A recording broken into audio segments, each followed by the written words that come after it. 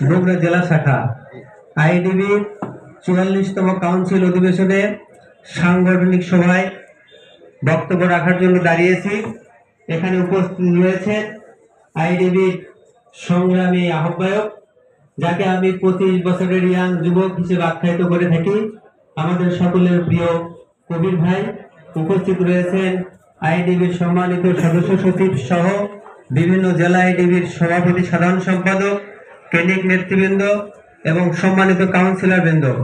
সবার প্রতি রইল মহান স্বাধীনতার ঘোষক শহীদ রাষ্ট্রপতি জিয়াউর রহমান এবং বিএনপির ভারপ্রাপ্ত চেয়ারম্যান জনাব তারেক রহমানের জন্মভূমি পূর্ণভূমি বগুড়াবাসীর পক্ষ থেকে শুভেচ্ছা, অভিনন্দন এবং সালাম। আসসালামু আলাইকুম। হিন্দু ভাইদের জন্য রইল আদাব। প্রিয় বন্ধুগণ, শহীদ রাষ্ট্রপতি জিয়াউর রহমানের জন্মভূমির মানুষ হিসেবে যেমন গর্ববোধ করি, ঠিক একইভাবে গর্ববোধ করি আমি একজন ডিপ্লোমা ইঞ্জিনিয়ার হিসেবে। ঠিক একইভাবে গর্ববোধ করি আমার আইডিইবি সদস্য নাম্বার 23,728 নিয়ে। ঠিক একইভাবে গর্ববোধ করি আমার আইডিবি ভবন নাম্বার 3,831 নিয়ে।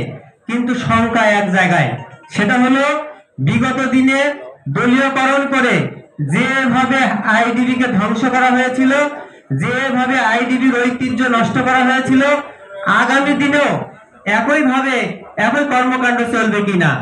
আমি 1981 সালের 30শে মে থেকে বিএনপি করি। যেদিন রাষ্ট্রপতি জিয়াউর রহমানের মৃত্যুতে আমার মা কেঁদেছিলেন, সেই থেকে আমি বিএনপি করি। আমি সেই ফজর আলী লিটন চাই না আইডিবিতে কোনো রাজনৈতিক কর্মকাণ্ড চলুক। এটা আমাদের পেশাজীবী সংগঠন, আমাদের পেশার স্বার্থে কাজ করবে।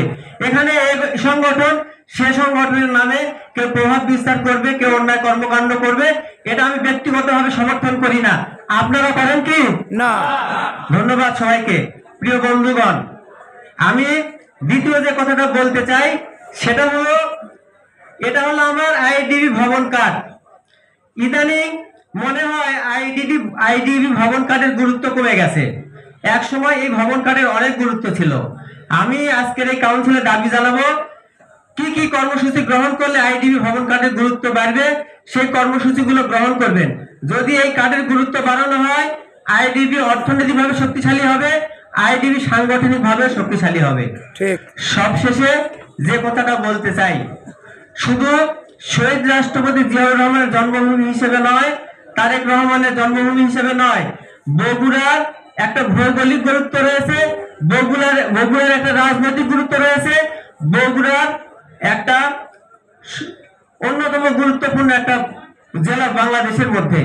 এ কারণে আপনাদের কাছে আমার বিনীত নিবেদন, সম্মানিত কাউন্সিলর বৃন্দের কাছে, ফরিদপুর যদি সাংগঠনিক অঞ্চল হয়, কুমিল্লা যদি সাংগঠনিক অঞ্চল হয়, আমার বগুড়া কোন দিক দিয়ে পিছিয়ে আছে যে সাংগঠনিক অঞ্চল হতে পারবে না? আপনাদের সবার কাছে আমার করজোড়ে নিবেদন, আপনারা বগুড়াকে সাংগঠনিক অঞ্চল করবেন। আপনারা আমার এই দাবির সাথে একমত পোষণ করেন কিনা দয়া করে একটু জানাবেন। অবশ্যই অবশ্যই। সম্মানিত নেতৃবৃন্দ, দয়া করে আমাদের কাউন্সিলর নেতৃবৃন্দ সবাই সম্মতি দিয়েছেন, বগুড়াকে আপনারা অনতি বিলম্বে অঞ্চল ঘোষণা করবেন। এই আশা ব্যক্ত করে আমি বক্তব্য শেষ করব। তবে একটু কারেকশন আছে। চুয়াডাঙ্গার এক ভাই বলেছেন কবির ভাইয়ের জন্মভূমি চুয়াডাঙ্গায়। আসলে আপনার তথ্যটা সঠিক নয়। কবির ভাইয়ের জন্মভূমি বগুড়ায়। কবির ভাইয়ের বাবার জন্মস্থান চুয়াডাঙ্গায় হতে পারে, কিন্তু কবির ভাইয়ের জন্ম আমার বগুড়ায়। কবির ভাইকে আমরা আমাদের বগুড়ার মানুষ মনে করি।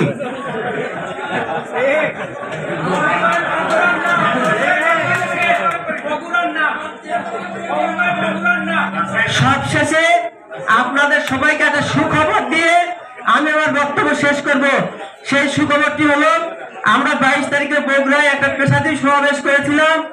আমাদের সম্মানিত আহ্বায়ক সেখানে উপস্থিত ছিলেন, উনি অনেক প্রশংসা করেছেন, আমাদেরকে থ্যাঙ্কস লেটার দিয়েছেন। সেই সমাবেশের একটা কথা আপনাদের বলবো, সেটা হলো আমরা ডিপ্লোমা ইঞ্জিনিয়ার, আমাদের 7 দফা দাবি রয়েছে। সেই 7 দফা দাবি আমাদের বগুড়া জেলা বিএনপির সভাপতি জননেতা রেজাউল করিম বাদশা ভাইয়ের মাধ্যমে আমরা জনাব তারেক রহমানের কাছে পাঠিয়েছি, যেন আগামী নির্বাচনে বিএনপির নির্বাচনী ইস্তেহারে আমাদের এই 7 দফা অন্তর্ভুক্ত হয়। আমার বিশ্বাস সেটা হবে। আপনাদের সবাইকে অসংখ্য ধন্যবাদ জানিয়ে আমার কথা বলা শেষ করছি। সবাইকে ধন্যবাদ। আসসালামু আলাইকুম।